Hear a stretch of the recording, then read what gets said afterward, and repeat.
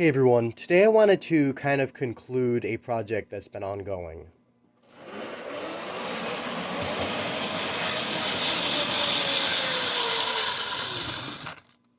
Here's my Lionel 2026. I'm a huge fan of this locomotive. I got it for maybe like 30 bucks at a train show. It wasn't in operating condition when I first got it. It turned out the motor block was rigged with so many problems. I couldn't even begin right now to tell you how many things were wrong. But the major problems were it was jerky when it ran.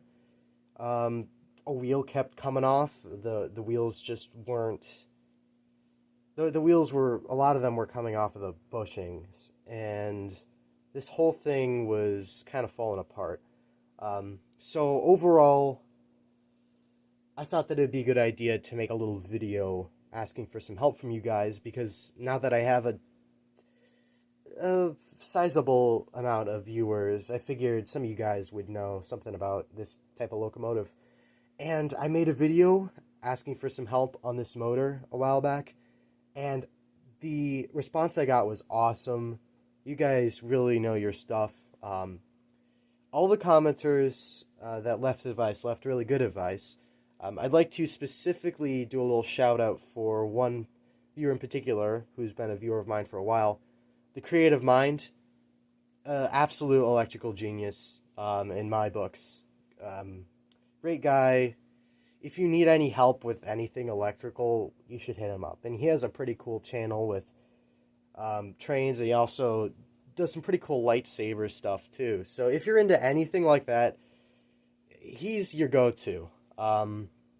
He gave me a long list of everything that could be wrong, and that was really helpful in kind of diagnosing this thing to get it running again. So the first thing that I really kind of did in terms of a major modification was initially I had to put on another wheel, because one of the wheels, which I don't know where it is currently, but one of the wheels was just kind of falling apart. The the place where the axle goes in was pretty much completely stripped. It wasn't hanging on to the axle. So what I did was I replaced it with this, which is a MPC era wheel from a steam locomotive that I had taken apart a while back, and I've been using it for parts. But I used this wheel on, I think it was the other side, I'm not quite sure, but I had it on that axle, this particular axle up at the front. And of course, this wheel is a little different from the other wheels. It had a traction tire. I took it off because, yeah, you don't really need a traction tire with this thing. And the place where you kind of screw in the drive rod assembly, yeah, that's raised on this, which, of course, if you know anything about this locomotive, it's not raised. The hole, that is. I don't know if you can see that good. But, of course, since this wasn't really designed for this, yeah, it didn't really work out that good, and it ended up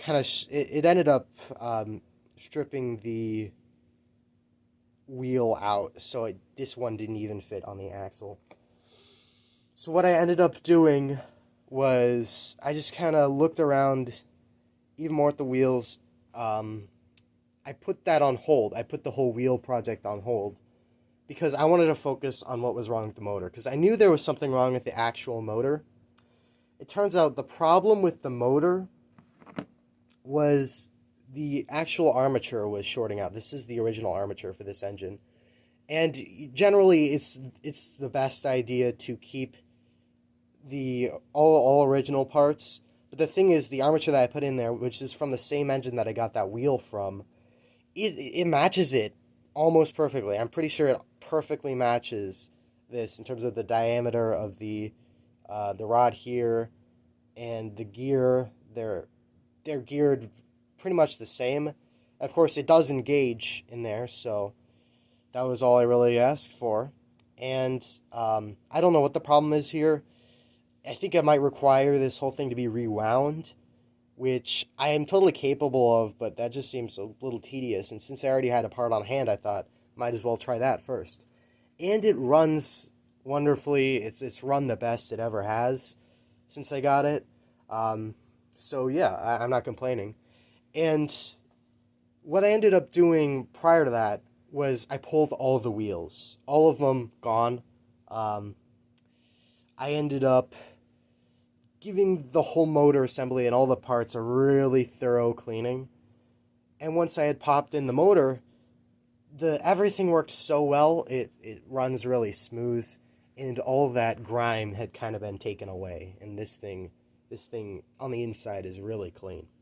But what I ended up doing for the wheels was I initially just put it back together with the kind of janky wheel here, and it didn't really work out that well.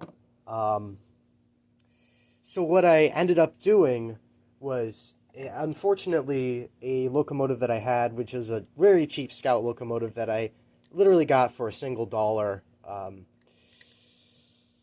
It kind of died, and I was trying to service it, and those things, as much of a tank as they are in terms of holding up well, in terms of maintenance, they suck.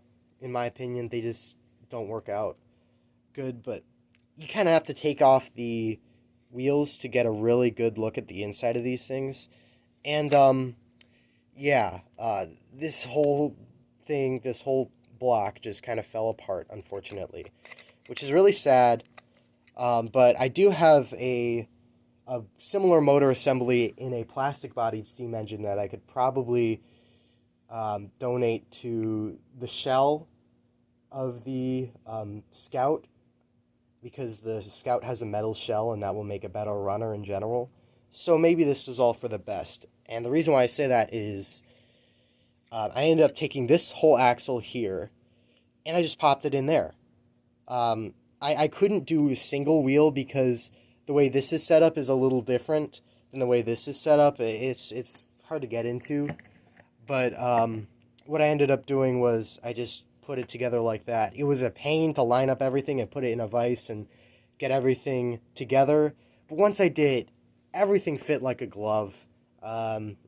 This thing, previously I couldn't trust it without, keeping my eye on it all times. But I'm comfortable with this locomotive enough where I can keep it running if I need to leave the room for a second. But another problem that I ran into when I was using that kind of janky wheel and when I wasn't super careful about lining up everything was all the little bolts here that keep on the drive rods, those kept coming off. They kept working themselves out of the wheels. And of course, the reason why that's happening is if everything's off too much, off the original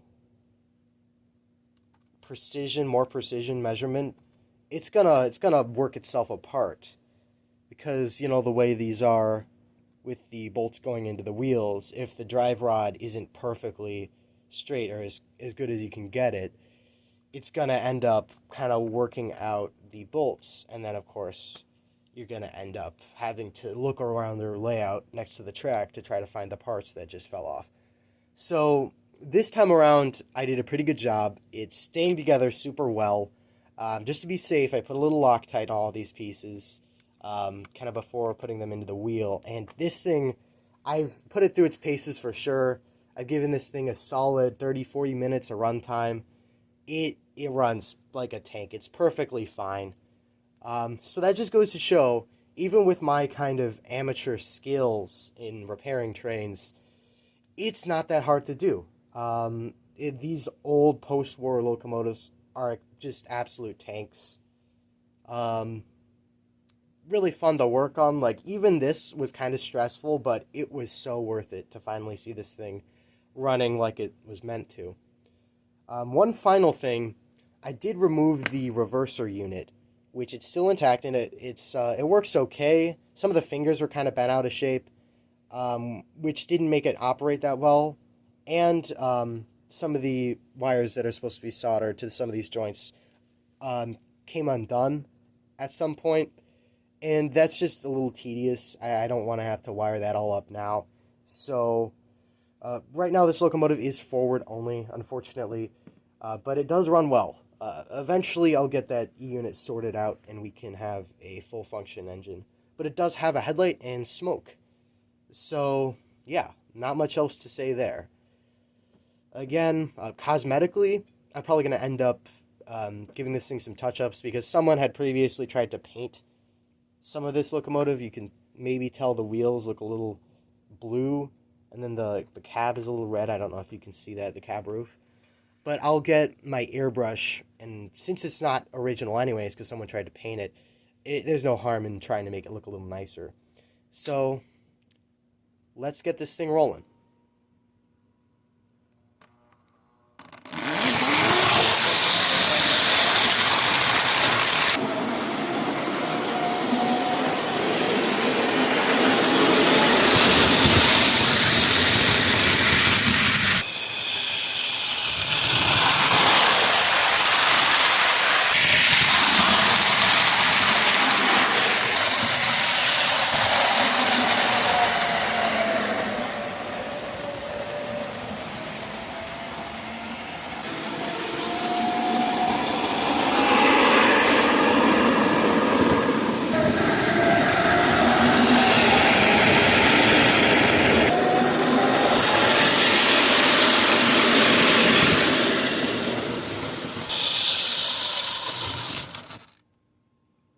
That pretty much wraps up this video.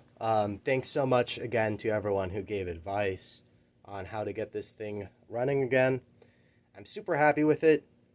It's pretty much the quintessential post-war steamer, in my opinion. And I hope I can get this thing cosmetically looking sharp again.